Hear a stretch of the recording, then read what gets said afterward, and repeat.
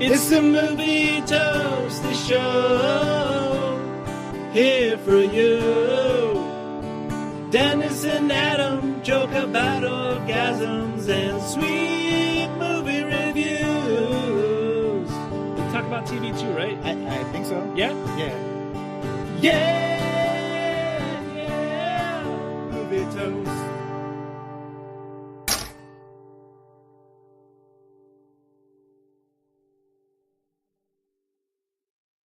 Welcome Hey. to episode 199 of Movie Toast News and Reviews, or as I like to call it, Dennis's birthday episode. Hey. Oh, well, Hey, shit. Thanks, man.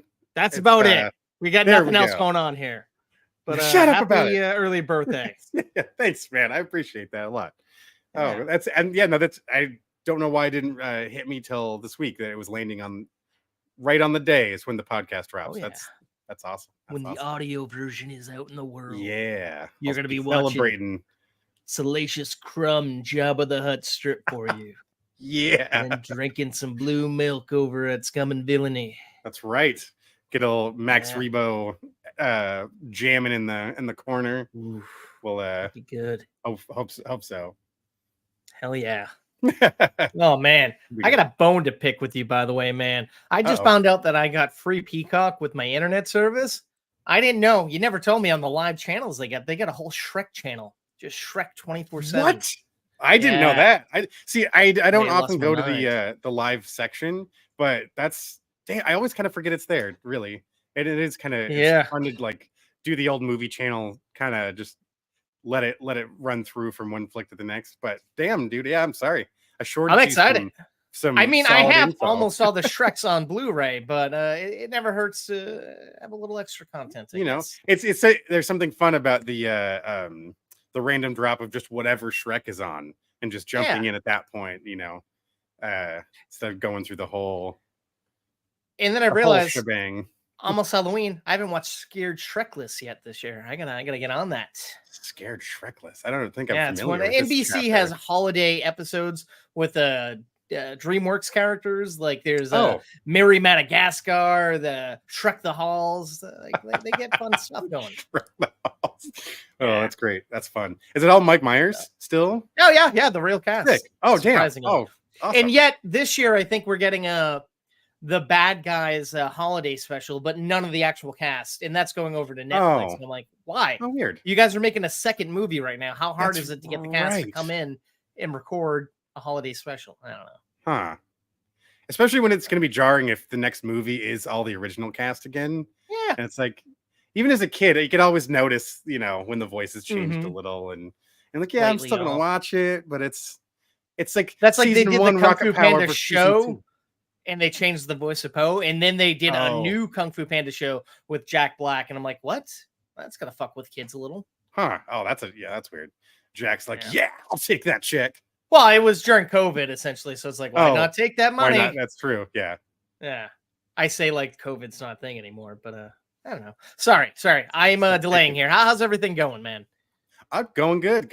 As you mentioned to the Toasties, been having fun for the birthday week. I'm doing well, as Adam alluded to, going to a fun burlesque show that's all Star Wars themed, and having a couple drinks at the Scum and Villainy bar in Hollywood. So should be some fun had that night, or tonight if you're listening at the time of the podcast. Already dipping into the spooky flicks. Got stuff on the horizon for the next episode, but this episode, as you'll hear in the reviews later on, covering all my choices this week were a little creepy, so excited to get into that stuff. But what about you, man? How you doing? I'm good. I am aces. Nice. So I don't know, but I'm excited to get into the loop here, Dennis. You want to go news? Yeah, fuck yeah. Gather round, folks, it's time for the scoop. Tune your ears in, let's join the loop. Tune those ears in. Here's the news, folks. Yeah. All right, up first, Dennis. Would you, Robert Englund was at a interview because of the anniversary of Nightmare on Elm Street. and he says he's too old, of course, to play Freddy, but he said he'd be interested in doing an animated Nightmare on Elm Street if it was really elevated and cool. And I thought, have we actually ever had like a full-on horror film that's animated? I can't think of any, but I know they gotta exist. There's what I forget the name of it. There's one a few years ago. I remember reviewing in Movie Toast. It was a full-on animated horror film. You might. But what do you think of this particular? That would be awesome.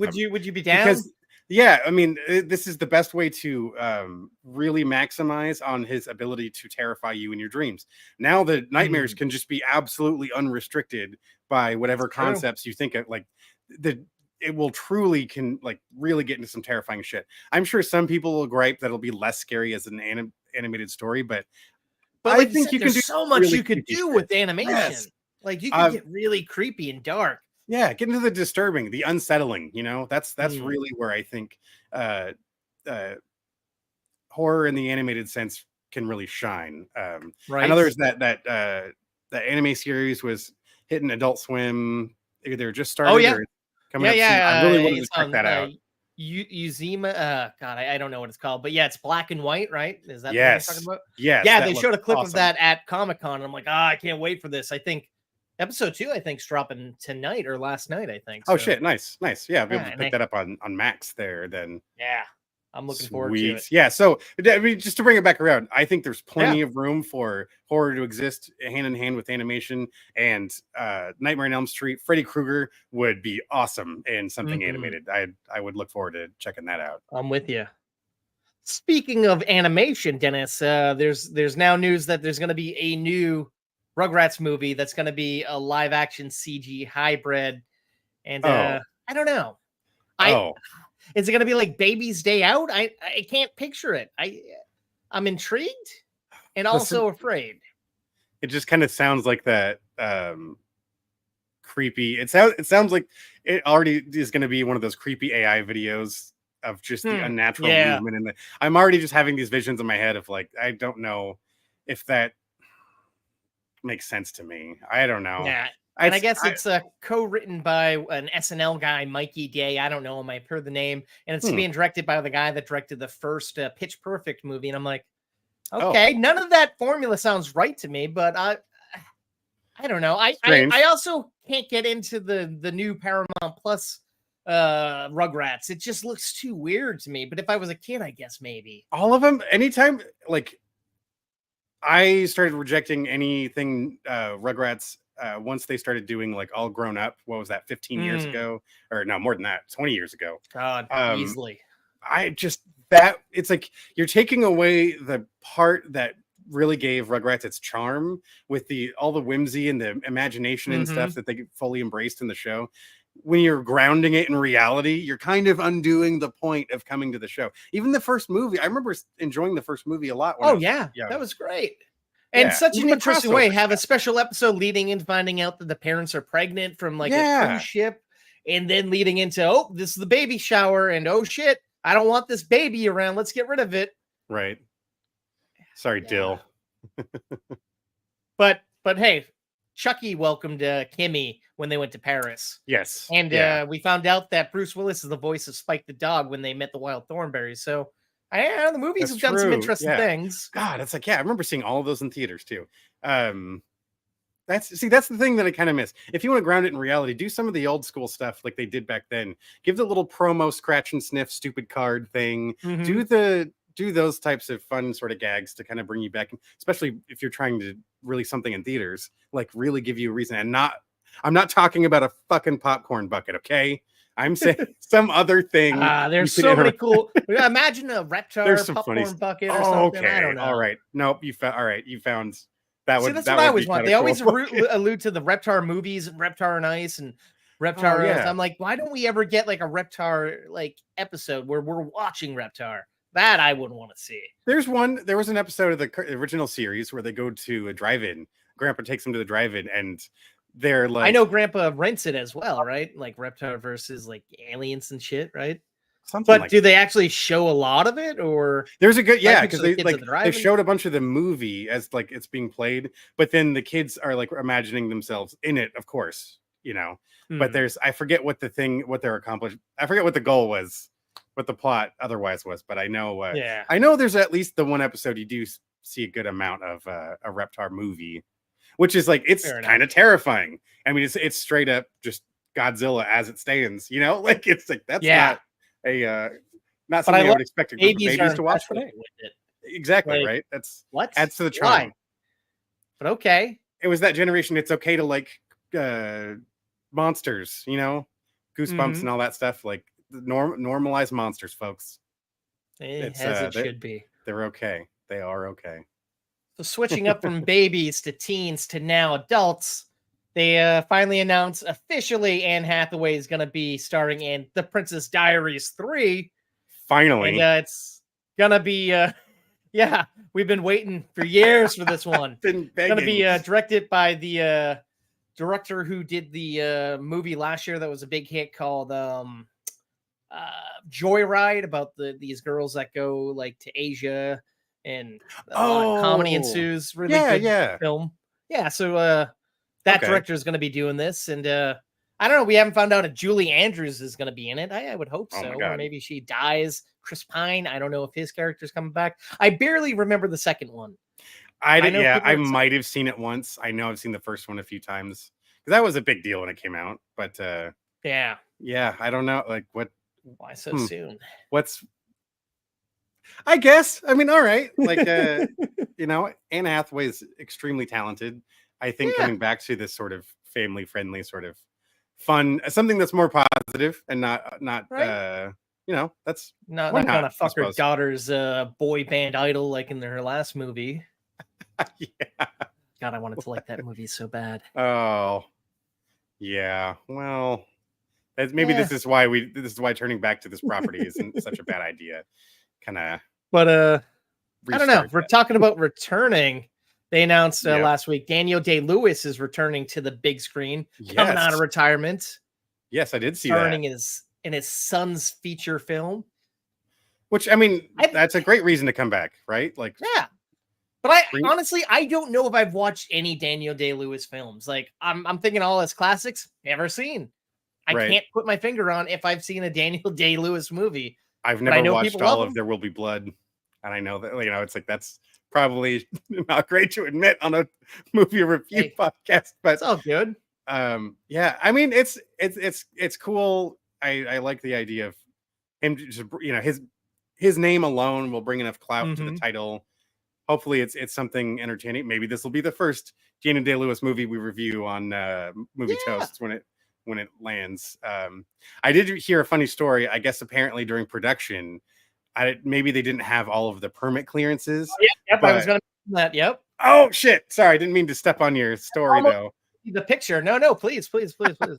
So apparently parking enforcement came through the It's set and crazy. ticketed every single car. And they were like picture cars. I was like, oh god damn it, that's somebody really messed up. Somebody did not get the clearances. That's too bad. Yeah, and they're all like 60s or 70s cars, I think. And it's like clearly see the truck, see the action. Right. It's like at what Sucks point to is be it that kind of out of picture car spite? guy. Like is Mhm. this just like fuck these guys? You didn't. Yeah. You said you could be in, or you would put me in the movie. I'll show you. Fucking, I thought that guy was retired. I didn't want to have him drink my fucking milkshake. Ugh. But yeah, so that kind of leads us into the next story here that you brought us.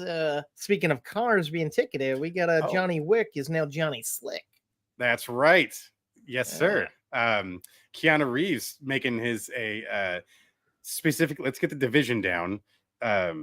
It is the Toyota GR Cup debut, Ooh. where this guy. I mean, what the fuck can't he do? Really, at this point, Right? Um, Oh shit! I didn't realize his car was promoting his comic book Berserker. That's yeah, interesting. right. It's like how God. much more badass. It's like, and he's gonna put his comic. I guess there's a novel that was just released or about to be released that's based in the Berserker universe. So that's specifically, I guess, what it's referencing. But overall, And yeah, we're getting a series, I believe, on Netflix or a holy film. shit, that would be sick. I'm very intrigued by that. Really, I want to start with the comic first, and then Yeah. then explore the rest. But I mean, why not? This guy is he knows his action, he knows his audience. If he's making stuff that he enjoys reading, I feel like we'll be enjoying it as well. And didn't do bad for spinning out in his towards the beginning of the race, finishing 25 out of 35. I've been seeing a lot of things. No, not at all. Not at all. I keep seeing a lot of references to this being like the first time he's ever raced, which actually isn't true.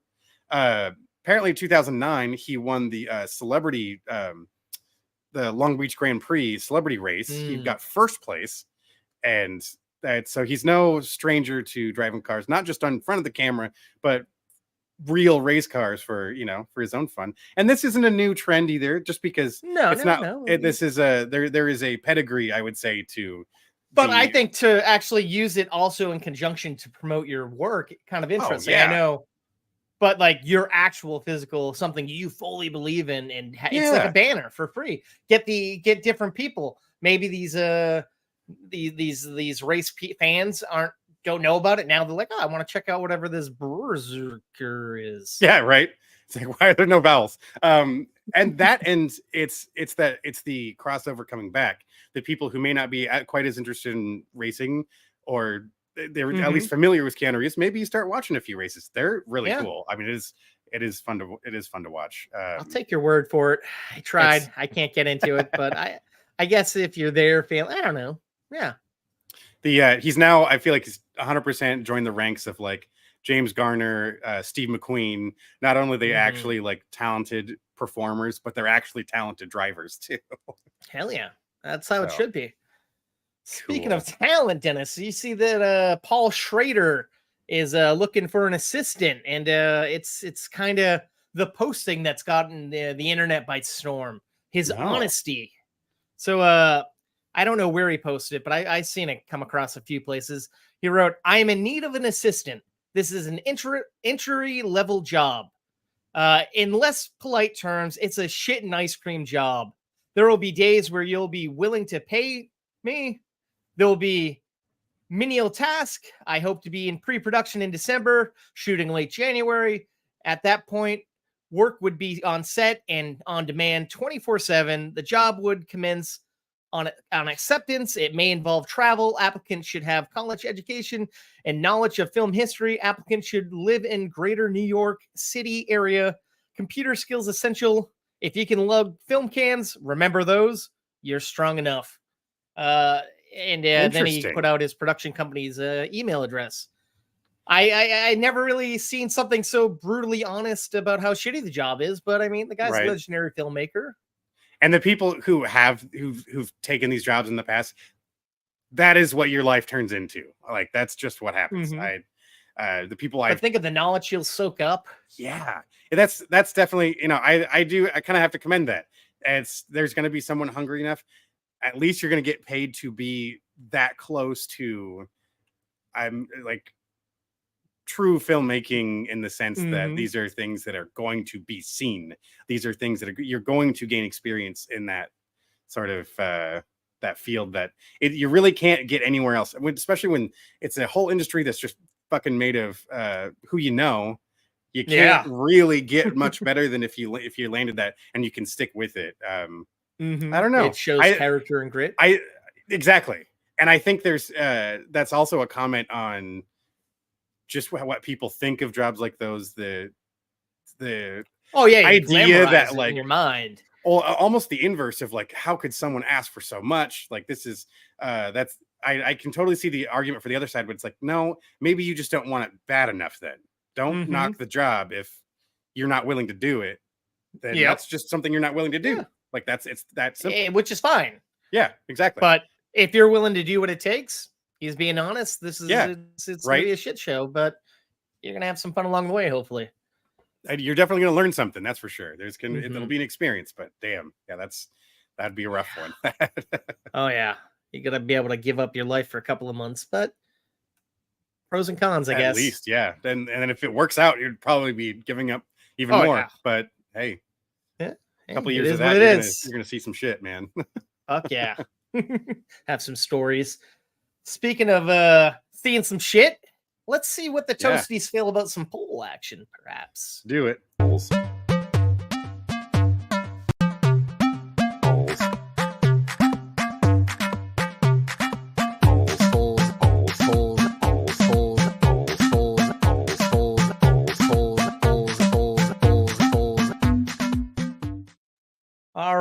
right. Up first on episode. Whoa, I hate when that happens. On episode 198, Dennis, you've reviewed the latest Mick G movie, Uglies. So I wanted to know what the Toasty's favorite Mick G movie was out of Charlie's Angels, We Are Marshall, Terminator Salvation, and The Babysitter.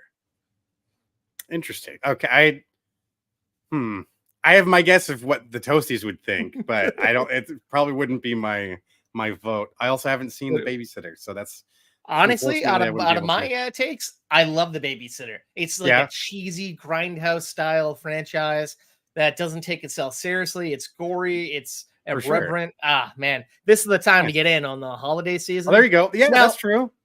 The Jenna Ortega sequel, Babysitter Queen Bee, not as good as the original, but still enjoyable and an interesting spin on the first movie. And that was directed by him too, right?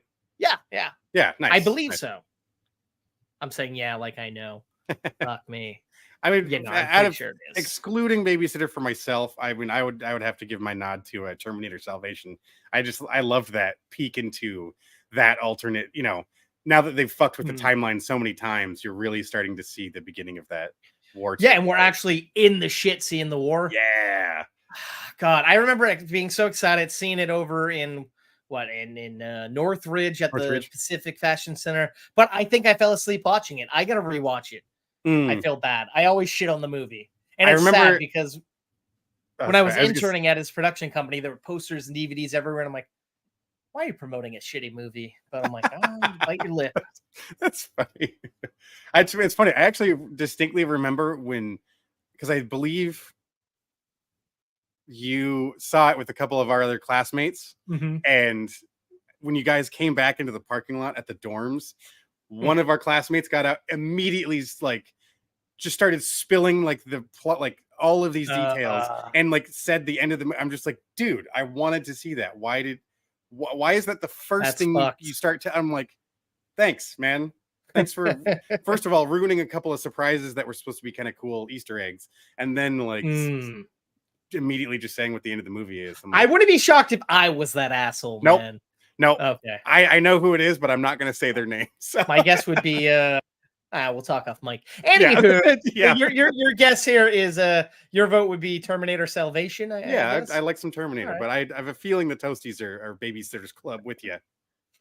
Whoa. Two different franchises, all on Netflix. All right.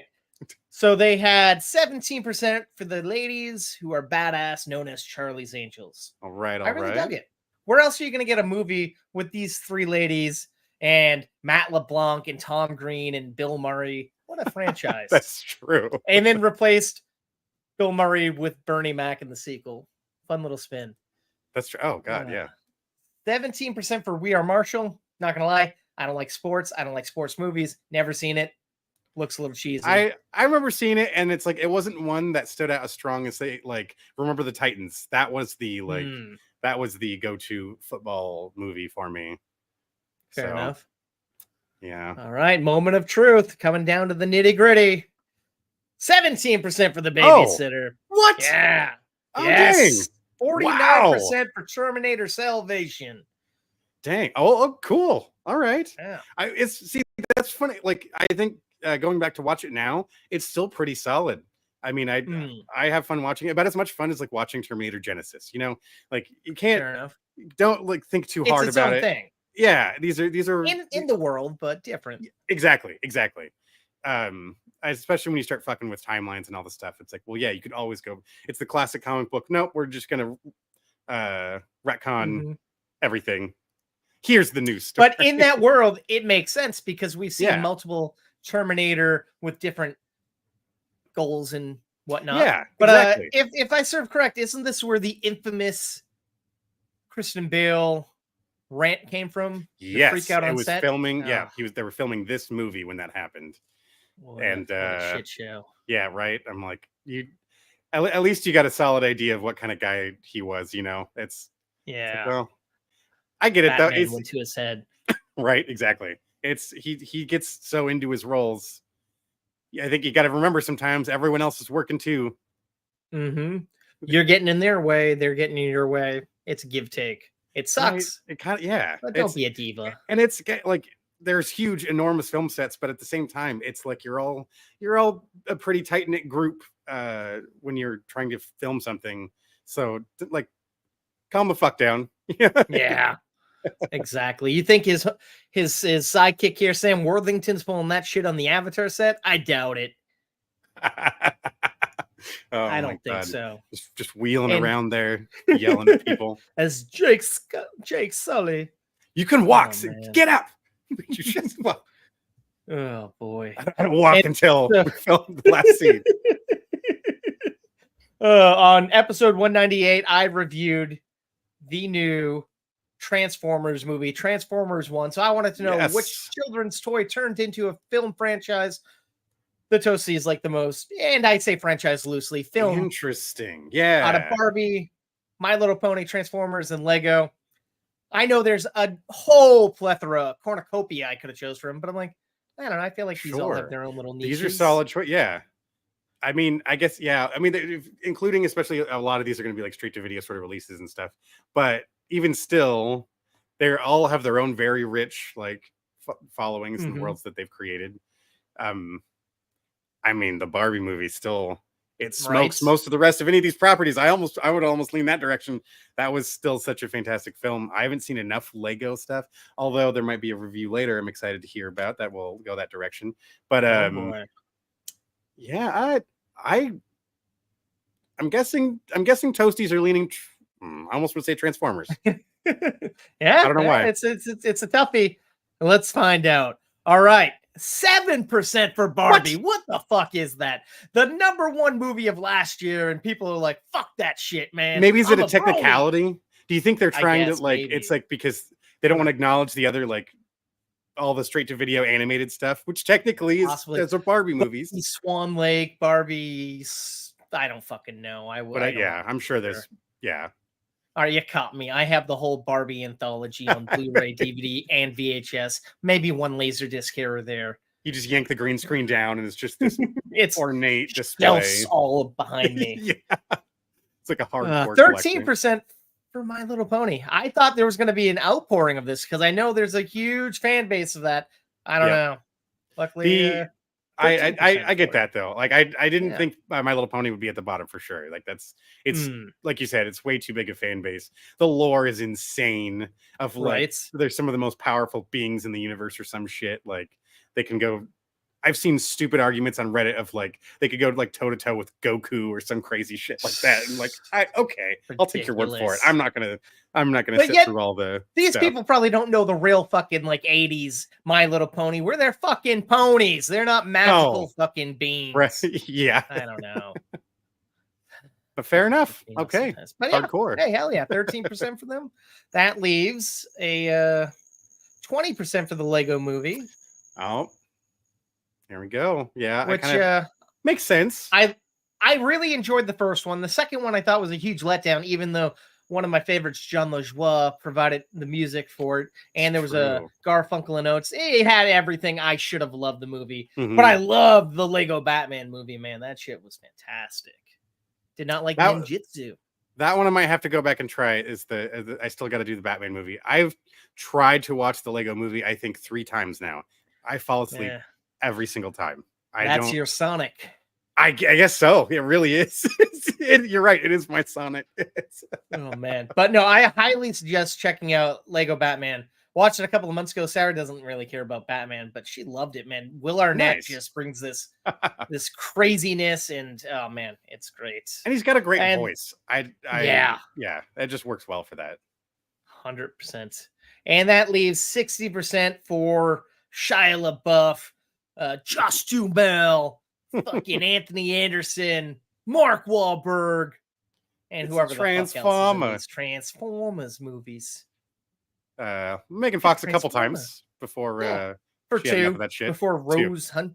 I don't fucking know what his name is. But it's like, oh wow, we just got used to Megan Fox and now you guys broke up and you got some other girl. Fuck you, Sam Witwicky, for living in the real world where people break up.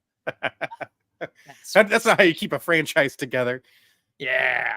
And after that, what happened to Shia? I don't know. Mark Wahlberg. What happened to Mark Wahlberg? I don't know. Now it's Thor and some other people doing a whole different world. in its defense, it is called Transformers, not the humans that are helping the Transformers. So I guess. I we suppose. just need to they just need to bring it full circle and bring G.I. Joe and Well, do the that's happening. They're gearing up for it. nice. And I'm intrigued. That would be sick. There's I'm a not gonna couple lie though. Oh, sorry. Go ahead. I was just say there's two huge 80s properties that I know still have enormous followings and the fandom runs 100%. deep that could be a fun time. Although if you haven't seen it, I highly suggest the Bumblebee prequel. I know it sounds stupid, but it was fantastic. Yeah, might be better than half of the Transformers films. Damn. Well, that I believe very much. Nice. But yeah. So I guess that brings us to the main event, Dennis. Oh, I'm here for it, man. Reviews. Ice camera action, it's review time. Dennis and Adam, we gon' blow your mind. We're stepping up to the plate, ready to swing. Analyzing movies like a scientist would play. That's right. We are analyzing films. Yeah, right. I say that loosely. Cinema. Yeah. Up first, I have the new Brad Pitt, George Clooney film directed by the man who brought us our favorite Spider-Man trilogy, not Sam Raimi, the other one. So I don't know what your favorite Spider-Man trilogy is, so I'm going to shut the fuck up. Anywho, this movie is really cool. It's an Apple TV Plus original. You have this district attorney played by, let's call her Michael Scott's wife. I'm blanking. Amy Ryan? No, not Amy Ryan. Amy Ryan. Yeah, that's Amy Ryan. Yeah. We pick up, she is having an illicit affair, or she just slept with this young boy, and accidentally one thing leads to another. He dies. She calls this cleaner played by George Clooney. He shows up, and then out of the blue, Brad Pitt shows up. She didn't hire him, but the two are then forced to do it together because the hotel had cameras planted in the room, and they sent their own cleaner so there can be no trace to the hotel in this death. Oh, weird. Okay. Yeah. Huh. And then, of course, they can hold it over the district attorney for some solicitous things.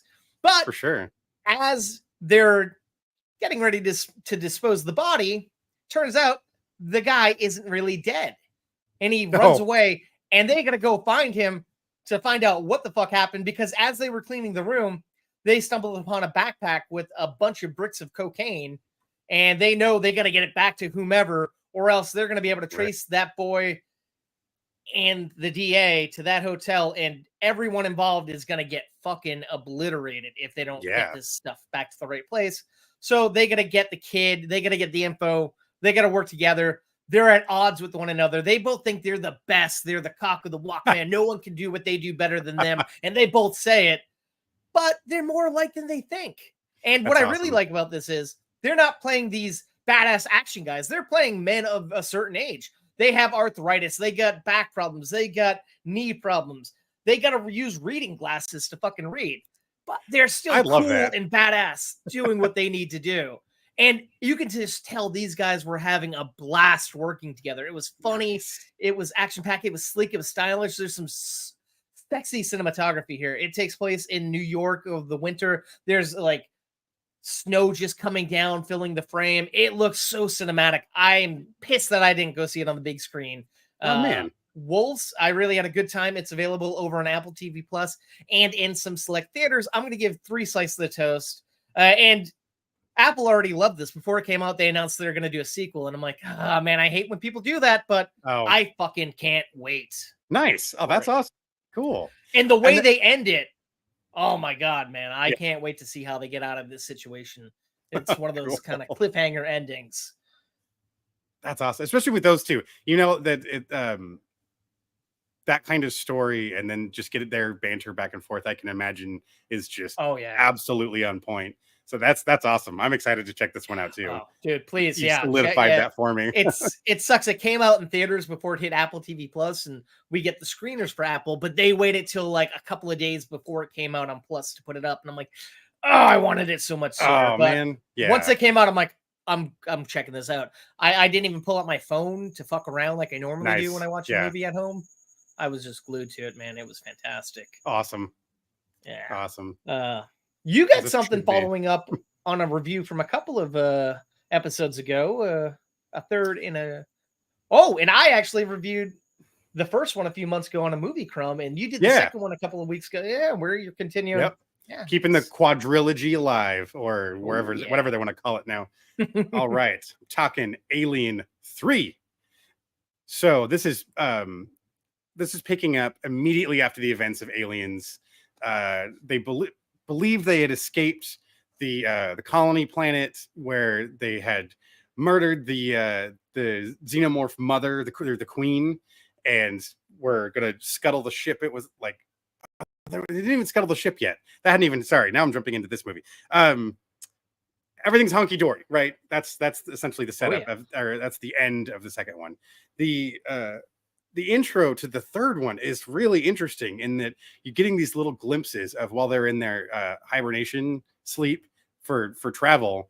You find out that there somehow one of the eggs made its way into the isolation capsule, the area specifically where the beds are while they're doing in their hibernation for travel, and the egg essentially just got to be incubated in there with them over time, matured, broke its way into one of the chambers, and it unfortunately, as the capsules recovered, it looks immediately like, well, it was the girl. Oh damn it! What was her name? Newt. Yeah, Newt did not survive the crash. It looked like it had, the creature had killed her, as well as the only other survivor, the last colony soldier, Michael Bihn's character, and then it seemed as though the android was beyond repair. The only lone survivor, of course, is our main title character here, Ripley.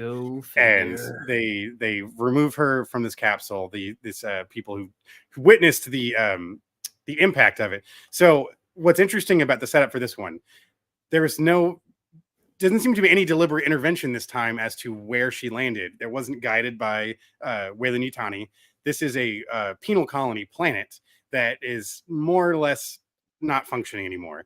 There's 25 of these prisoners that are left behind, as well as one warden and one doctor, that they've started this like new religion. They want to better themselves, but they feel they deserve to be where they are, so they didn't want to leave when they had the option to.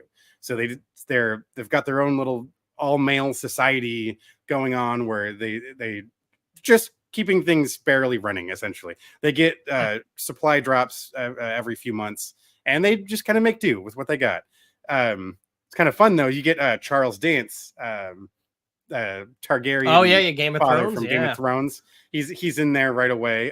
Lance Henriksen comes back as Bishop, the android, and there's a few other faces you probably recognize. Pete Postwaite, Brian Glover, a few other British actors, Ralph Brown. Sure. I know the names may not stick out that much, but their faces you probably recognize as they go by. Now, of course, there is this alien on board the ship somehow. It breaks away. It's the first time we see the face hugger attack a dog, and it can use a dog to gestate. And it's now set loose. Now a new breed of xenomorph is set loose in this facility that has just miles of fucking tunnels everywhere. So this is one of the things I like about this film. It actually gives us a different perspective. We're going back to the classic, the group of us trying to survive against the single alien, directed by David Fincher. So it looks really his first cool feature, and creepy. man. Yeah, this was like, I really liked the texture and the feeling of what was going on here. Although very different from the first two, it was a cool situation. You know, it's another in the compendium of a story of Ripley's adventures kind of thing. I actually enjoyed this quite a bit. I wasn't really expecting anything, especially as fucking stellar as the first two Alien films are. You know what? The third one, although it doesn't quite measure up, some of the dialogue is a little wonky. There's a couple scenes I think that drag on just a little, which I guess shouldn't be too surprising given who's making the movie. But I really liked the tone. I liked the characters that were created, the situation Ripley gets put in, and we add this new layer of fear when she realizes she's surrounded by rapists and serial killers and murderers of various kinds, but they've all like found God in their own way, and they're trying like, so of course some tensions. Not a cult, huh? Yeah, you get a little of that, but it's an interesting location. I like this cast of characters. I had a pretty good time watching it. Nice. It's no aliens though. That, of course, keeping that in mind. So I'm gonna give Aliens 3 2.5 slices of toast. I feel like if you want to drag out watching your Alien experience, tack this one on. It's on Hulu. You can stream it right now. I think it's a fun end to a trilogy right there for sure. Fair enough. It rounds it out, and the ending I actually really enjoyed, and that was a good place to stop. Fair enough. Yeah. All right. I have a new beginning of sorts. I have a movie I talked about on our Comic-Con episode. I went to the panel for The Wild Robot. Yeah. All right. Now, this movie, fantastic. I'm going to let that out right out of the gate. All right. So you have this helper robot that ends up kind of shipwrecked and abandoned on an island where there's no humans. And her only goal is to essentially help a human with any need, anything they have an issue with. She can handle it and take care of it. But there's no humans, and there's only animals. And she doesn't speak animal language, but they show her kind of download and learn all the different languages of the animals, so that way she can interact with them. And she tries to help all these animals, even when they don't need help. She kind of essentially scares them off. And then she accidentally lands into a bird's nest, a goose nest, and ends up killing not only the mother, but all the eggs except one. And then the runt of the litter is born, and she has to essentially help this gooseling, this gosling, and teach it 3 things that she learns from a mother possum voiced by Catherine O'Hara. She says, all right, you have to teach this baby how to eat. You got to teach this baby how to swim. And the most important of all, you got to teach this baby how to fly so it can fly out of this island for the winter and survive. And the robot's like, all right, that's my goal. I got to do this. And of course, she ends up bonding with it and becomes like a mother figure for this gooseling because it imprints on her. It's the first thing that it sees when it's born. Sure. And essentially, it's not easy to train this guy. And it learns how to eat, of course. And then she has our robot, Roz is the name of the robot, has a sidekick that she gets from the help of a fox played by Pedro Pascal. At first, trying to take the egg and eat it, but then ends up helping her raise the baby. And it's just a very big journey to teach this gooseling, who none of the other geese are interested in. They all think he's kind of like an outcast. He's being raised by the monster that everyone's afraid of. And the only goose that's kind of supporting him and rooting for him is the elder goose that leads the flock. And then it's essentially this heartwarming story. I don't want to spoil what happens, but you're seeing nature for what it is. You're seeing animals killing other animals because that's what they got to do to survive. And you're just kind of seeing this robot gain emotion and learn new things and kind of go against everything it's meant to do. And what I really love about this is the animation style. It looks like a watercolor. It's all beautiful, like hand-drawn look. I saw it in IMAX and it just looks so stunning. Nice. I'm sad that I didn't get into one of the IMAX 3D showings because that could have been really fun. But it has a stellar cast. Lupita Nyong'o, like I said, Pedro Pascal. Yeah. We got Bill Nighy, Matt Berry, Mark Hamill, Vig Rhames, and a couple other people. But it's just a beautiful movie, and it's directed by Chris Saunders. He is the voice of Stitch. He directed Lilo and Stitch and How to Train Your Dragon. Honestly, this movie has heart. It has comedy. It will pull at your heartstrings. It's beautiful. Fantastic film. I give The Wild Robot 3.5 slices of toast. One of DreamWorks' finer movies, and they get a roster of fantastic films. Right. This one, upper echelon, I think. And so Almost stunning to Shrek watch. tier. Yeah, yeah. Dare I say it? Might even Might I'm be not better gonna say than it, but yeah, I'm just saying.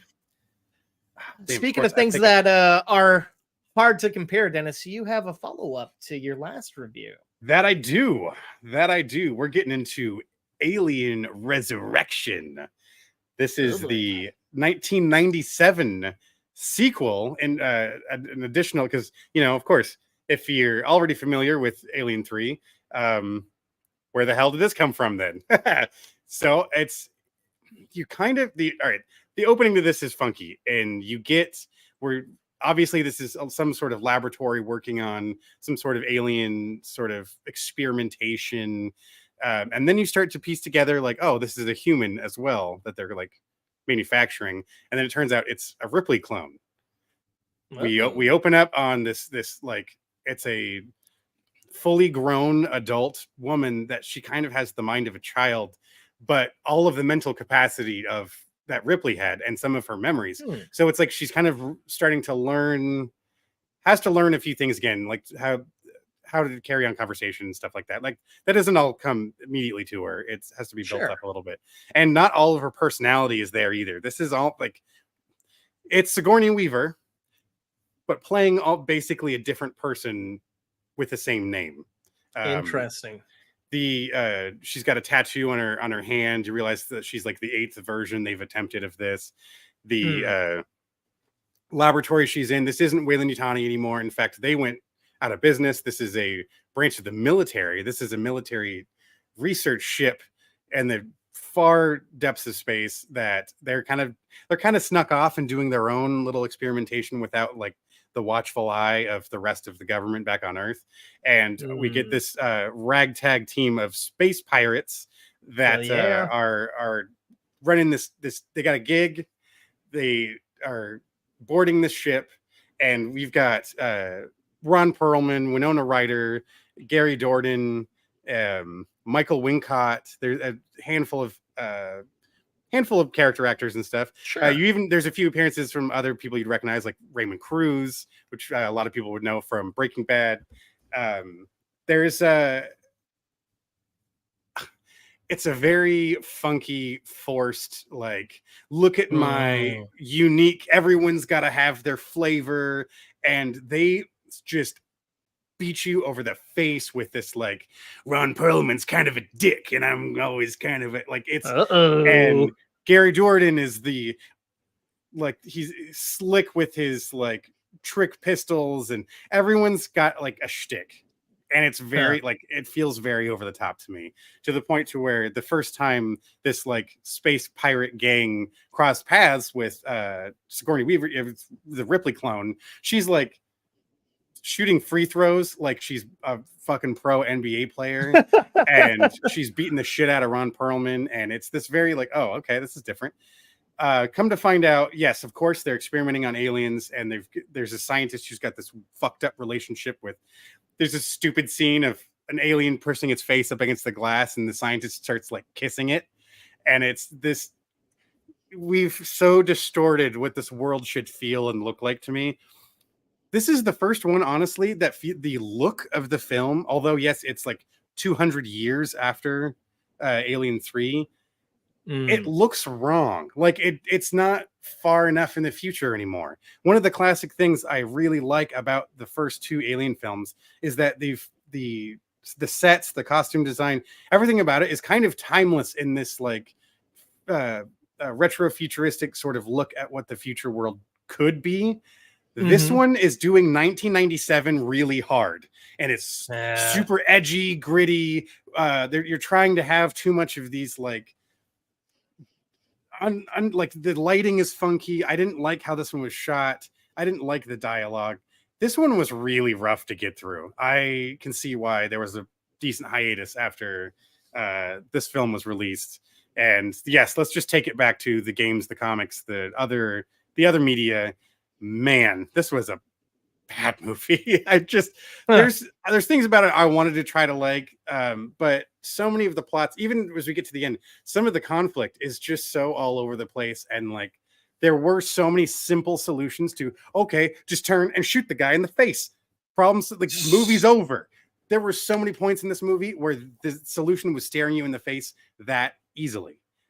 And you then had to create all this. I didn't like the way the movie ended. I didn't like the big reveal, finding out someone isn't who they seem to be. And among the crew, there is among all the crew members, there is one of them who has their own mission that they're here to. Turns out they're there to actually execute this Ripley because they're afraid of, if they unlock her secrets, then they're going to unlock all this other advanced alien technology. I'm like, wait a minute.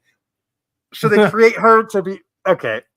This one just seems like it was like those refrigerator magnets with the words on them, but it was like the alien movies. And we're just going to stick them up in an order, and then we're going to make it all as flashy as we possibly can.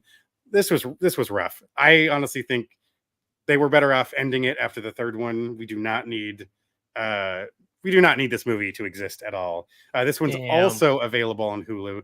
I'm going to give it 1.5 slices. I mean, the alien looks cool because the technology jumped so far ahead, but there's too many times where it looks, the CG uses of it look a little too fake. And then some of the kills are cool. I mean, obviously that gets punched up as technology had advanced. It was kind of fun to see this very random group of actors together, but there's probably a reason why a lot of them don't work in the same projects together anymore. And it was probably this movie, but yeah, 1.5 slices. Unless you're a really hardcore fan, I wouldn't recommend it. And even then, I think it's kind of been you're probably not going to be a fan if you're a hardcore fan, right? It's funny. I remember specifically this movie back in the day when it came out on VHS. I remember being so excited because I got to rent it like a week before it was supposed to hit shelves, like my DVD play, my rental store, like rented it out to me. I'm like, oh, I got this movie early, and then I'm like, what am I watching? This okay. And yet now that I'm thinking about it, I was only 10 years old, so I don't know what I was judging it off of, but the excitement of having something early, but then being like, I don't think I like this. I don't remember any of it. It sounds interesting, but the execution, and it's weird. As you were talking, I'm like, who directed this? I looked, it's the guy that did that art house, I want to say French movie Amelie. I'm like, you're going to get like an art house director, but I guess that's what they're doing. They got music video director on the last one, and mixed reviews, but I don't know. At least I'm intrigued to see. Now it seems like you're heading towards our new one, Romulus. Well, no, I guess you still got the other two that were backed by Ridley Scott, right? Yes, there's technically Prometheus would exist somewhere in there. That would be well before that takes place. That's like a long, prequel, long before, and then there's there's one more that came out in 2017. That one was okay. I know that was mainly Michael Fassbender playing the robot on that one. And I remember thinking that was kind of cool. It was funny. I wasn't a fan of those, but Romulus, dude, I can't wait to hear your take on that. I'm pumped for. I was upset. We were planning to go we made plans to go to the movies. We're going to buy our we're looking at what was available at our normal go-to spot, and Romulus was already gone. And I was still. I guess it's been about 2 months. I guess I was hoping they would have held on to it a little longer since Halloween's around the corner, but I bet it pop up on Disney Plus in Max in a couple of weeks. I would. I'm sure. And if not, then I'll see how much it'll be to just even for the rent. I feel that'll be worth it. Honestly, I would buy it, but it's not a bad way to go. Even better. Heck yeah. Nice. Sweet. Well, I'm gonna try to pull us out of that ditch. Here we go. With a movie that most people probably haven't heard of, but I've been waiting to see since I saw this wacky gonzo trailer for a movie called Krazy House. This movie stars Nick Frost, as you might know from the Coronado trilogy, Simon Pegg's sidekick in most of those movies. He's kind of this overly religious guy. He's married. His wife is Alicia Silverstone. She's more business savvy. His daughter is like this teen with angst. His son is kind of like a repressed, you can tell he's kind of in the closet kind of guy who's like infatuated with science. And it starts off, it's like a 90s sitcom. It takes place in the 90s, studio audience, 3 camera setup type situation, and laugh track. And it's just like this guy gets in all these goofy situations. And one day he ends up accidentally fucking up his kitchen. The sink comes off, water spewing everywhere. There was a fire, and then these Russian kind of handymen come to fix it, but they end up staying at the house, and the wife's a little unsettled by this. They're kind of the some of them, like one of them ends up sleeping with the daughter. She becomes kind of like this trampy girl. Another one ends up sleeping with the son and getting him addicted to like heroin. And then it's like, what's going on here? This is kind of weird. And this guy's just like golly, happy Texas accent, Nick Frost. He's like, well, you know, you guys are doing your job. And then over time, it's like, what's really going on? And you're getting these weird flashes. It's breaking. It looks like some shit's happening. You're seeing some brutal images pop on screen. And then it cuts back to the sitcom. And then you see, like, they're destroying the house, these Russian guys. And it's like, what? Are they looking for something? And then they end up imprisoning the family. And then some shit hits the fan. And then it breaks from this, like, 90s sitcom to this, like, intense cinematic action movie where essentially Nick Frost has to start kicking ass and saving his family. And they go to some crazy fucking extent here. Like, yeah. Let's just say a flaming baby being used as a football, a Jesus statue shoved up someone's ass, meth explosion, and so many other very wacky, crazy things. Whoa. Okay. I had to rewind this movie a couple of times because I rented it, and I'm like, I gotta see what the fuck. I gotta make sure I'm seeing this right. It's just so fucking wacky and out there. It's by these guys. It was made in Holland, and apparently I was listening to a Q&A that they did recently. They had a screening at Kevin Smith's cinema, and apparently in Holland, there's no safety. Like, they literally lit Nick Frost on fire. They had explosions on set and right next to the talent. It's insane what they can get away with. And this movie, and they shot it chronologically, but it's just interesting seeing because they nail it. It has that like bright fucking overlit look to it, saturation. It has that if you go back and watch like sitcoms now, they have that like interesting aspect ratio. It has that, but then when it cuts to the reality, it looks cinematic, but it's just so perfectly meshed. Sure. And it's fucking just this weird vibe. And essentially by the end, you feel like you've been rickrolled. Like, it's so fucking crazy. You sold me, man. Oh, that sounds awesome. I rented it. I should have just bought it because it's so bonkers. I think it's going to be on Prime eventually because it looks like it's also like it was an Amazon movie, apparently. Okay. But cool. I highly suggest Krazy House if you're into gonzo, out there, wacky, crazy things. And just a pairing of Alicia Silverstone and Nick Frost, and it's interesting. It's crazy. Crazy House, I didn't recognize her from that. Sorry. Oh, she looks different nowadays a little bit, and it's odd, but it works. It works. Awesome. Really awesome. Crazy. I'm gonna give it a 3.5 slices of toast. I had a great time watching. Oh, awesome. Yeah. Okay. And you've sold me for sure, man. I want to watch it again. I should have watched it. Like, I watched it when I was kind of tired, but it kept me awake and attent and alert because it was just like, what the fuck? Nice. That happened. And I just scratched the surface with what I told you. Oh man. But you have something that I'm intrigued to see what you think because it's got mixed reviews and I reviewed it a few episodes ago. You did. Yeah. Maybe? Little Beetlejuice action coming back around since we're well into October. Let's hit this one more time. I got to have my own theatrical viewing. Try to get I wanted the full experience before it was out of theaters. This is, as we've said before in the show, this is the sequel to the infamous cult classic Beetlejuice, and we are revisiting the families coming back to Winter River. The Dietzes are joined by their daughter now, who's clearly aware of what the things that her mother has witnessed and what she does, but not a big fan of the life she's living, of this TV show that she's on, and she has a relationship with her step grandmother, but it's still kind of estranged. The setup is great.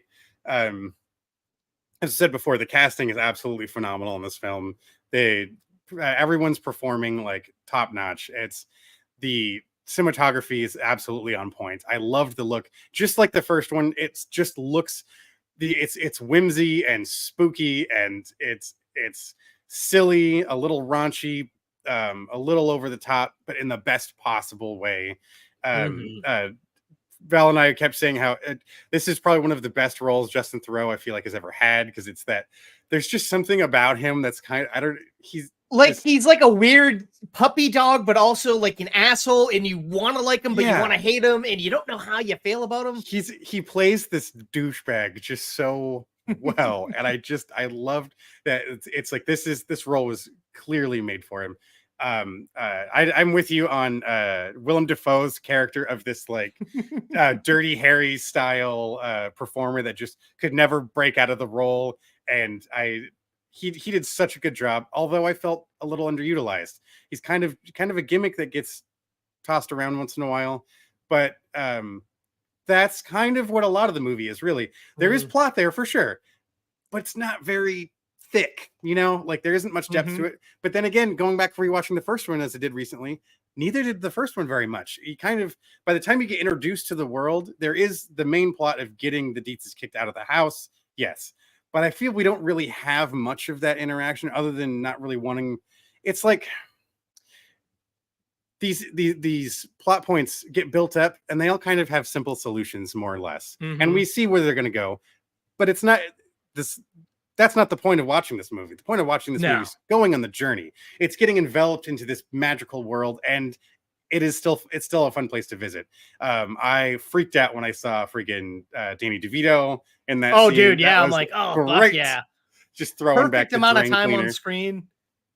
I will say some of my personal movie experience was ruined a little bit by this fucking piece of shit in the front couple rows taking photos and Snapchat videos with the flash on and everything. Had to be told like 4 or 5 times to stop. I don't know why the theater people didn't kick them all out, but that was the angriest I've left a movie theater that had nothing to do with the movie at all.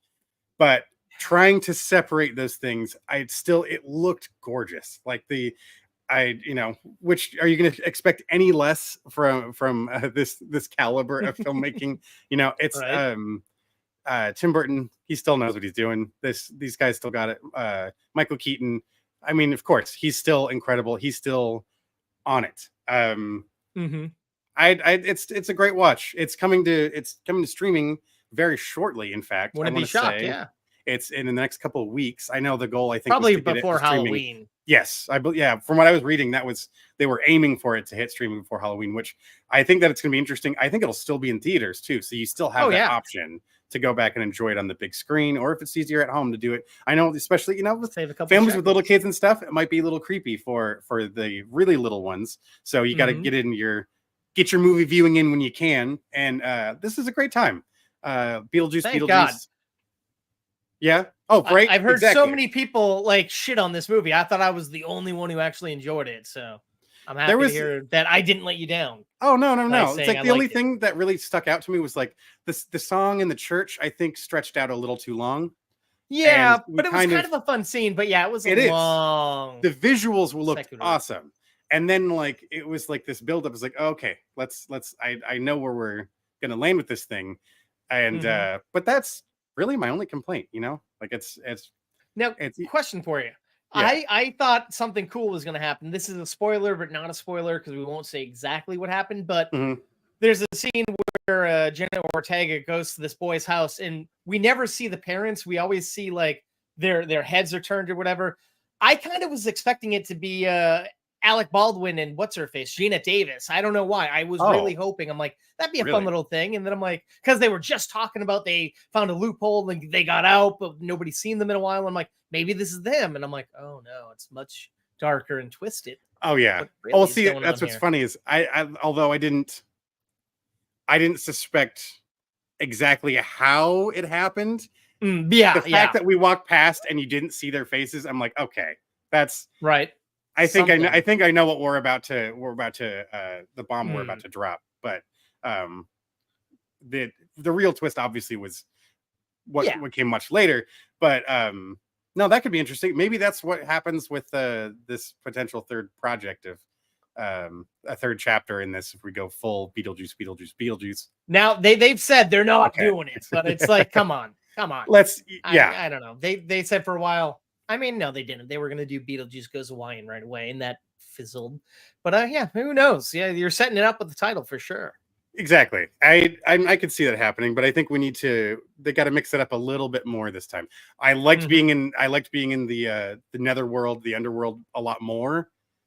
Especially getting to see a lot more of it.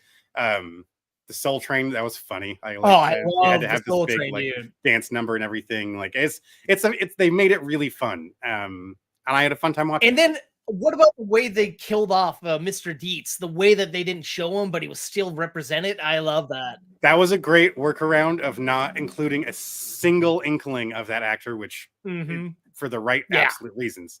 That was a great workaround, and you still give that satisfaction of like the closure of the family. You know, I like that. And Catherine O'Hara is just absolutely amazing. Fantastic. Yes, those moments were wonderful. I think it's definitely worth a watch. It is a great sequel to an already silly movie.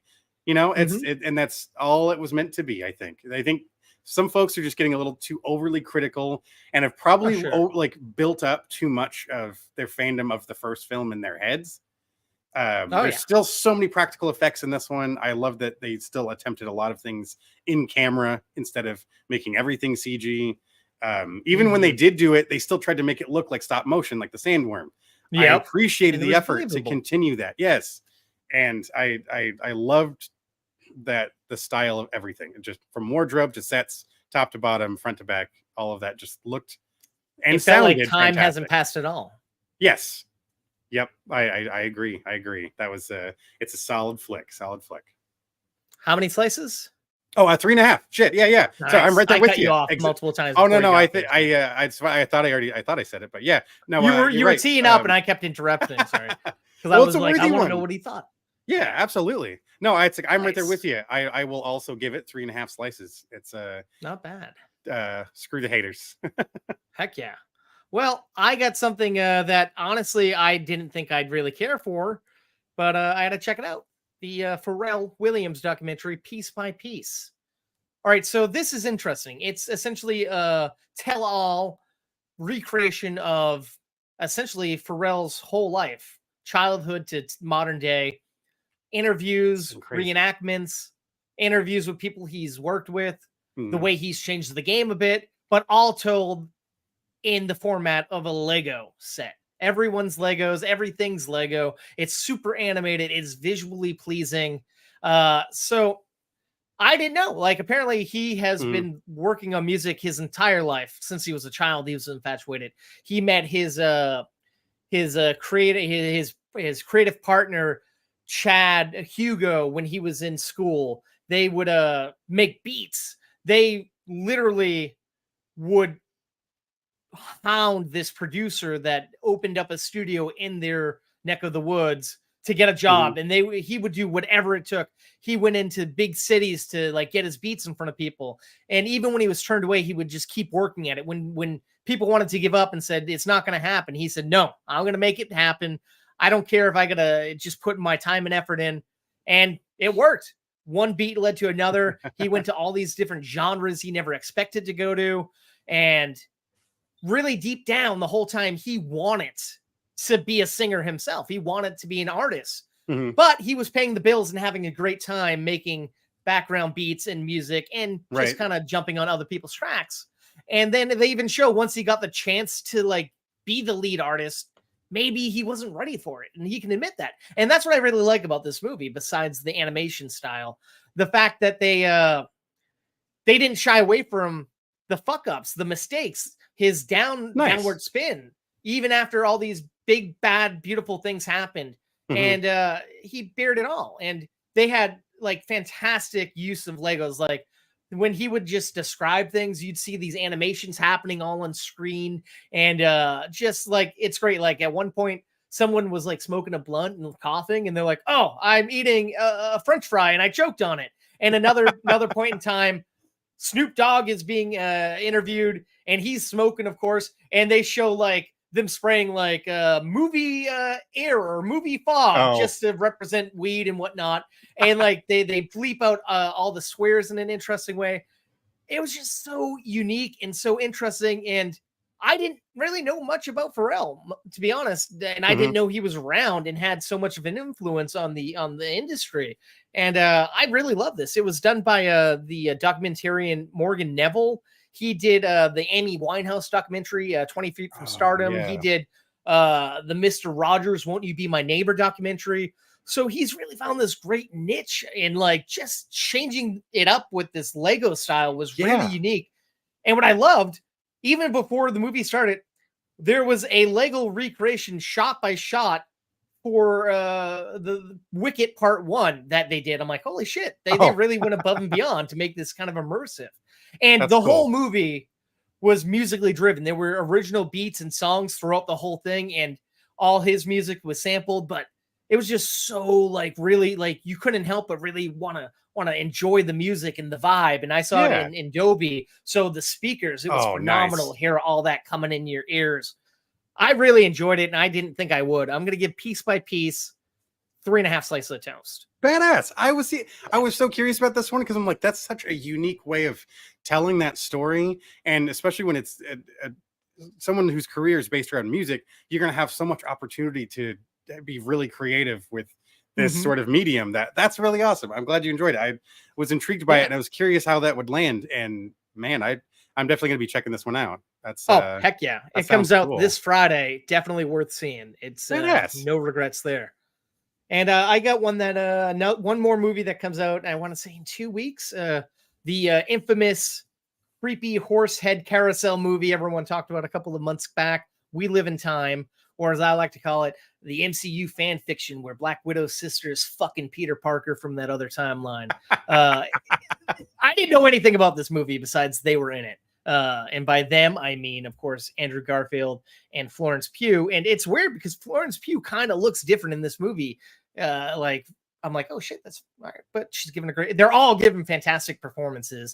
There's other actors in there, but nobody I really know. It's a British movie essentially. So maybe they're big in Britain, but I don't really know them.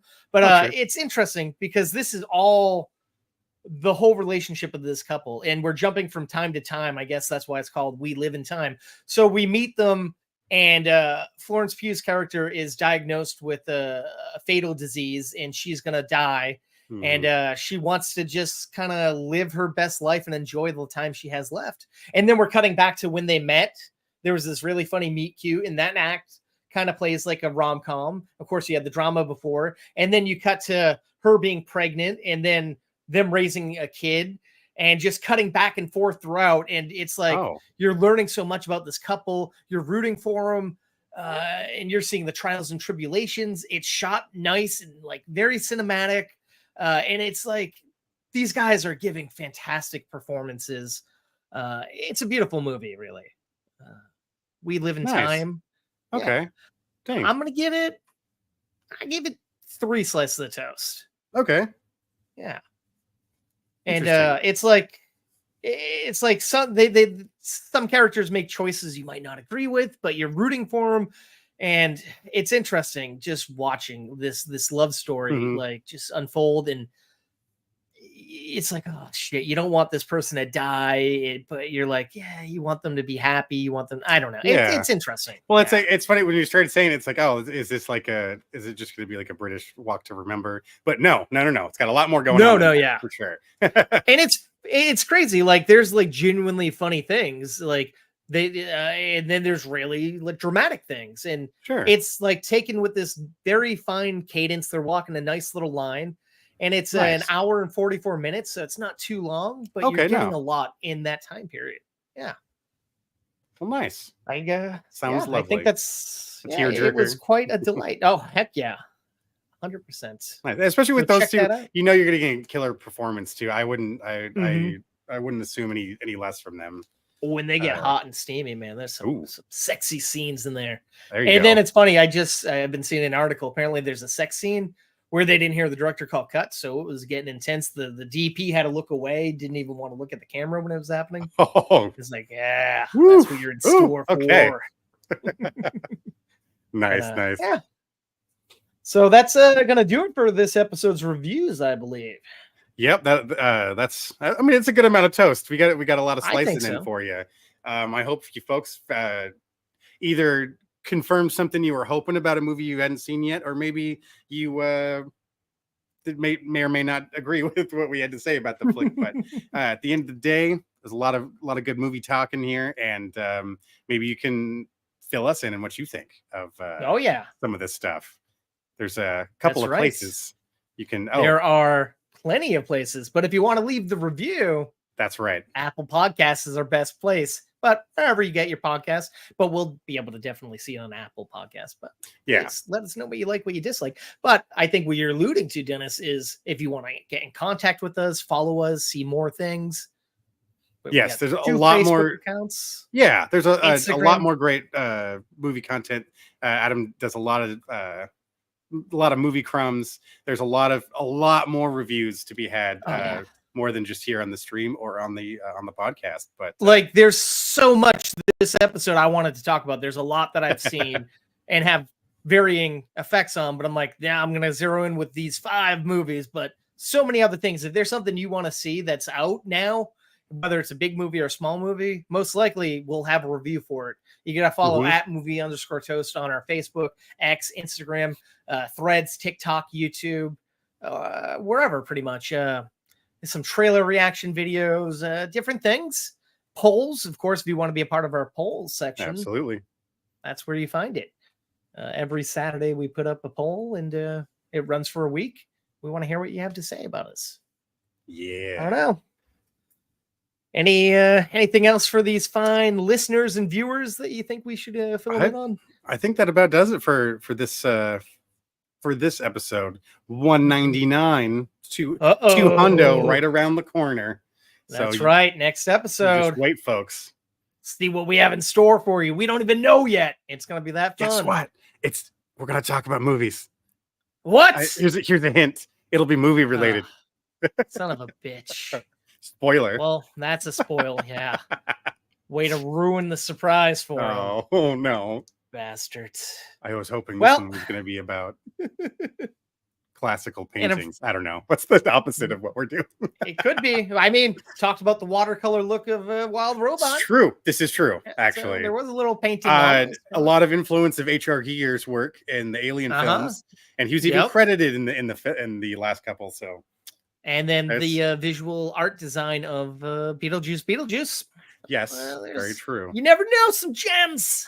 It's true. That's true. Some threads we're pulling at here. Try to make it funny, and it actually is accurate. That's right. Oh man. But say you don't want to leave a review, you don't want to follow us, you don't want to watch us, then what else can they do for us, I guess? Folks, we ask that you just please stay toasty. Stay toasty. I'm the Dennis, they're the kings of the real. Reviewing new movies, they keep it real. Coast to coast, from LA to the east. On the podcast show, they feast on the beast. Adam's bringing knowledge like he's Professor X. Dennis with cuts deeper than Wolverine's claws. I guess Marvel, DC, they know them all by heart. Breaking down the plot, tearing every scene apart. They got the juice like Tarantino's Pulp Fiction. Breaking down movies with a sharp precision. Adam coming in hot like a John Wick hit. Dennis bringing the heat like the climax of a Tarzan flick.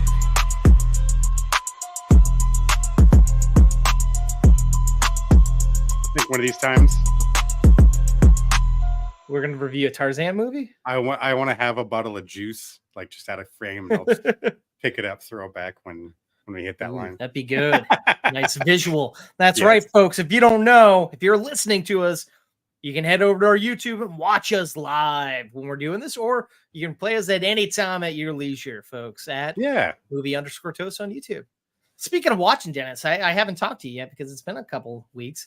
Have you guys watched the latest season of The Circle? Oh my God, yes. Oof, boy, what a season!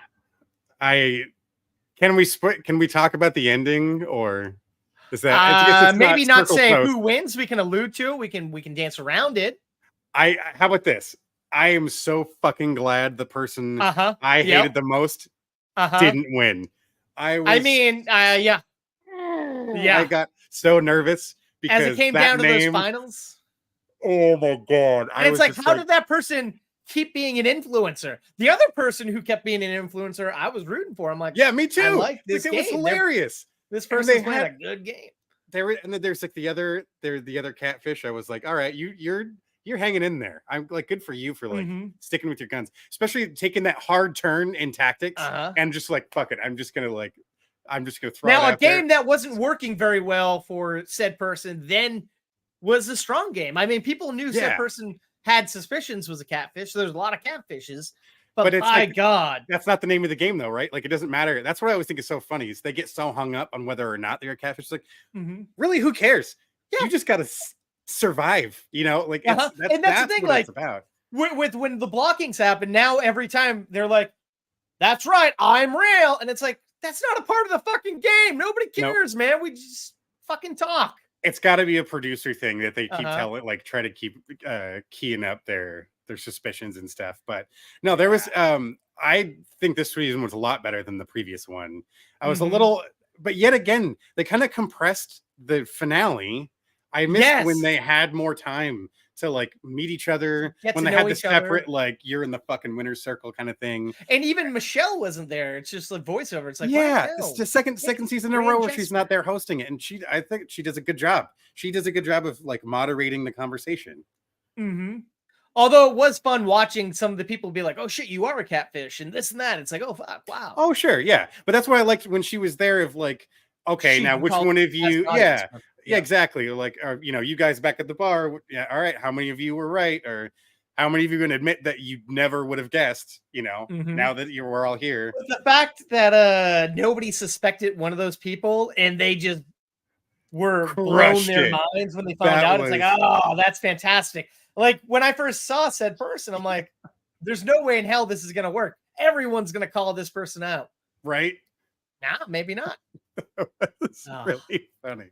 There was it's a few people I think came in with a strong concept of how to play it and then just dropped the ball. Like you're saying, that person that got towards the end, I was like, did all of you just forget fucking everything up to this point? Did you just say like, fuck all of the information I've gathered? Because clearly they stopped. Like some of them kept such meticulous notes. It's like you need to go back and reread some of these things because I think they should have been out a lot earlier. And it's like they weren't playing. They thought they were strategic, but they're like they kept ranking people who they had suspicions of high. And it's like, in what world does this make sense? And then like it's like we could take out our highest enemy here, but I'm going to take this person out because I have this one issue with said person. And right, or the ridiculous when there was, I remember one episode there was a round of voting. Everyone did that predictive. Oh well, I'm sure everyone's going to vote them this. So I'm going to move them here. I'm like, that's not how. No, you need to do it yourself. Quit assuming. Like I get trying to save someone who will vote for you, but it doesn't matter at this point. You're already voting. If they're gone, they're gone. They're not. Or if if you're gone, like it doesn't. You got to play the game right for yourself. Right. I think this last couple episodes that chaos really, that's what was interesting was just the hope that person didn't win. And and then when it came down to the final two, it's like, oh boy. Right. Oh, I puckered up, man. It was like this. Like even when it came down, like you're like, all right, I think it's gonna be this person who's out next. And I'm like, hopefully this, but it's like, oh shit, people are ranking very weird. It could go either way. That got nutty. They were just being super, super strange at the end. But then I was kind of hoping for more of the more gimmicks to kind of mix up the play. The what did they call that? The thing where it came with a it could be positive or negative. And he requested to be what it was called, but thing. I'm like, that was kind of something. God, it's some stupid terminology, but it was never really bad. For the most part. It was really bad once, and then all the other times it was like either it was perfectly fine or it was like, oh, that really doesn't change much. Because like making people switch profiles. All right, now you both know you have to survive. Now it's look how much the first use of it changed the entire course of the game for a certain character. Right, that's true. That was surprising. That and I kind of missed having things like the they burned the bring a player back right away. I was waiting for that. I'm like, why is it here? Should be at the end where it's like, Holy shit, that happened. Sneak someone back in under a new profile. I'm like, oh, you kind of missed that opportunity. Or I still love that season with the freaking Spice Girls. That was hilarious. Yeah. They played a fun game. Even hell, the AI last season was kind of fun, but they really burned through that really quick and didn't use it to the fullest extent. Exactly. I wish it was something where it could have actually hung around further in the game. And that should have been the scary part is you need to really this, because it could have worked in the favor of the show. If they became the winner, the AI, no payout. Right. Fantastic. Exactly. You beat the game. I'll see that could be interesting. It's like, all right, well, now it's double the prize the following season or something stupid like that, or add on another aspect to the prize. That's not just monetary, but and I'm just shocked. Normally, I don't care about the players, but I really got invested in most of these people, and they were really interesting. Yeah, there was a couple of them that I know they unfortunately put too much stock in some unreliable people and got kicked out. I were hoping would have made it further. The sheer volume of catfish too was interesting. I'm like, okay, normally it's like 2 or 3, but it was almost half the players at that point. And then when they start picking things that they know nothing about, I'm like, that is the dumbest tactic. Speaking of that, but in that case where the said person was called out by someone else, and the fact that person's like, they know my secret, and that person's like, I have this, it's like, who gives a fuck if that secret comes out? That doesn't change anything. What the fuck? You're acting like this is gonna change the course of the entire game. And if anything, the only value it had would have been the shock value if you told everyone right away. That was the missed opportunity, and they probably that person would have scored a little higher and that other person a little lower if they would have just dumped the information out there. They were already getting fucked left, right, and center. And that might have been the last nail in the coffin. So at least there isn't a second place prize, thank God. That's true. And I do like the fact that this time they were able to actually like Skype with their family and actually friends and actually talk and not just see a video. That was kind of nice. That was a nice touch. Maybe that was in place of, because Val pointed out she really likes when that at the end of the finale when they get to like speak to their loved one on the iPad or whatnot. And they got shorted that. Like it was that wasn't even a thing. I'm like, that was usually a really touching moment, especially seeing all the emotional reaction. It's although it's a game show, it's a reality show, there's still a lot of heart to be shared in. But I do like the winner, how the winner was talking about how the money would be spent. I'm like, oh, okay, that's admirable. All right, that's cool. That was cool. It's not just for said person, it was for said person's family and whatnot. Family. I thought about that so many times. Like, oh, I'm sure every time family was mentioned. Yeah, exactly. I don't know what the hell. The family. I got to do what's right for the family. The family. Oh god, that banter! I loved it. Those guys were so fucking funny. But I loved it. Right? Fantastic. It was like, oh god, I want a podcast from those guys. Sarah showed me one of their TikToks the other day about like one of them was just like, oh, changing of the season. Look at these leaves. And I'm like, seasons are changing. Yes, they are. Like I could just. The funniest thing too is if I'm not looking at the screen, their voices are so fucking close. I can't tell who's talking. So at first, it sounds like someone share a bed, like Bert and Ernie. Right? Yeah, didn't share. They just showed the one bedroom for a while, and I'm like, okay, good, they got 2 beds. Right. I'm like, if I couldn't see the screen watching this, I would think it's one person talking to themselves, like having a conversation with myself. You know, it's fun to do. Every once in a while. What you do when you're in the circle. But another thing I didn't like about it, though, was how everyone's like, oh, yeah, I gotta have a relationship with this person. I love this person. Besides, like, Jadeja and what's his face. That I liked. It was cute. Yes, that was cute. I felt like she believed that she was getting married. It felt like. I'm like, you take this joke way too far. Right. See, he seemed to be down. Like, they're like, still dating. I'm so happy about that. Wait, really? Articles. Oh, yeah. That's cool. Oh, that's awesome. I'm like, that never happens. I hope that's real. But you're gonna be the dog's stepdaddy. Oh well, it's like I don't give a fuck, dude. That was now that like especially given that individual just how annoying. Yeah. But how? It's your fault, you dipshit. What? Oh my god. It's got one more blown up reaction about anything that you were the direct cause of. Shut the fuck up. Oh my god. It's your fault. A moment I wanted to see that they didn't show us, like when the twist happened, the change up twist, like when she's like, "You got to be very spicy," and like kept alluding, "I had to say some terrible things." I'm like, "What the fuck happened? I want to see that. I want to see how dirty it got, man." Because you know something went down. She had to hide that pillow for those conversations. But then HBIC, it's like, oh god, wait, is that the thing from the game earlier a couple of weeks ago? It's like, yeah, she's taking this way too. This is her life now, man. Right. She's embraced it. Put it on the little sign, the reader board sign and shit. And like telling her kids, "You never told me about this." And they're like feelings on that character. Like I didn't like, but I did like at the same time. I liked the turnaround. And I like the attempt at like, you're trying really hard, but the voice, like the dialogue that was used in chat didn't match up to the character she was portraying. So that's where the character she was not bringing that character any justice. Did not do. No, I couldn't picture that. I like from the get go. I was like, okay, she's not gonna win, but I bet she's gonna get pretty far. I was shocked, man. Far. And sure enough, excuse me. Yeah, no, that was. Why can't we talk about movies like this? But man, I've just been waiting. I'm like, I hope they've watched it. So I felt like, weren't you getting sick of the show at one point? Oh no, that was Queer Eye.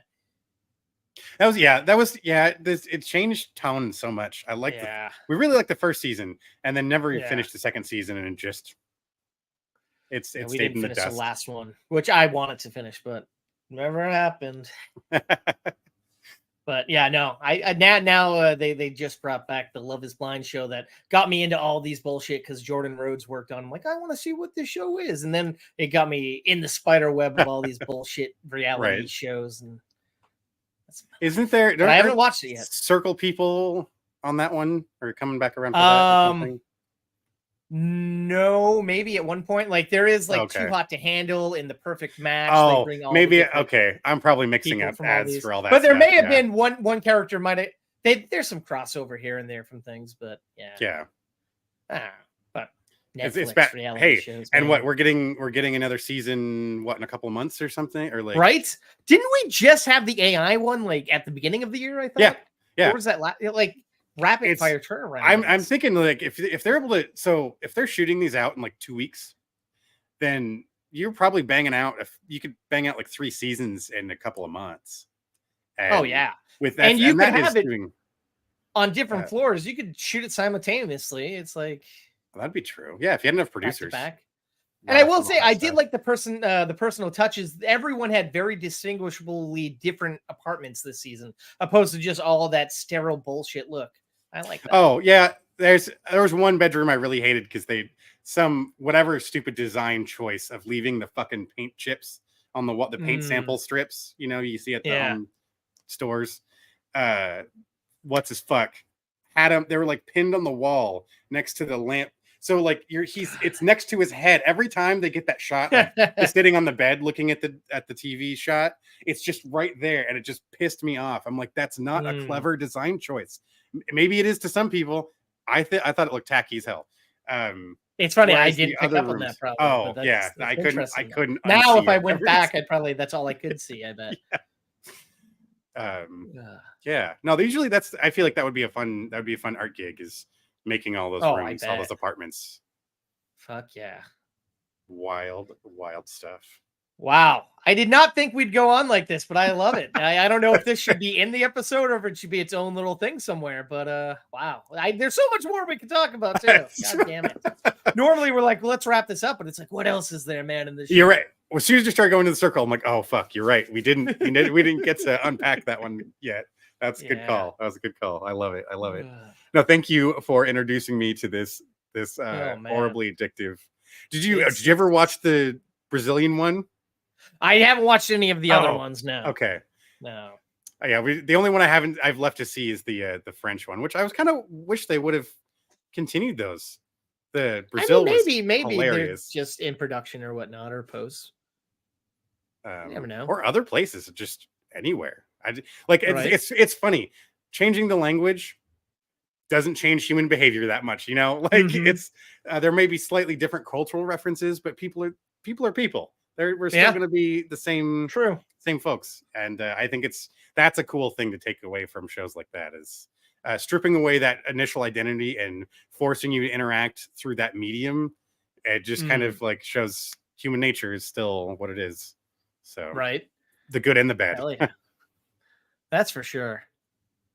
Man, Yeah. And the whole time, every time I saw like that one character, all I thought about was that older lady who was in it, the mother who was like a mojo, and I'm like, I miss a mojo lady. That's always in my head. Yeah. Oh, shit! I forgot the about that. most annoying character to me, middle heart emoji, and I'm like, this character's kind of hot but annoying. I'm a bro. Oh man, I'm playing as this guy that I wanted to fuck, but he doesn't like me. Oh boy, it looks like I lost Dennis. Uh-oh. Or he's just very disturbed by what's going on here. I'm kind of wondering what happened. It's very, very creepy. This look he has on his face is very mischievous. Oh boy. I want to end the episode, but I know Dennis is going to pop back in a second. I don't know what's happening here.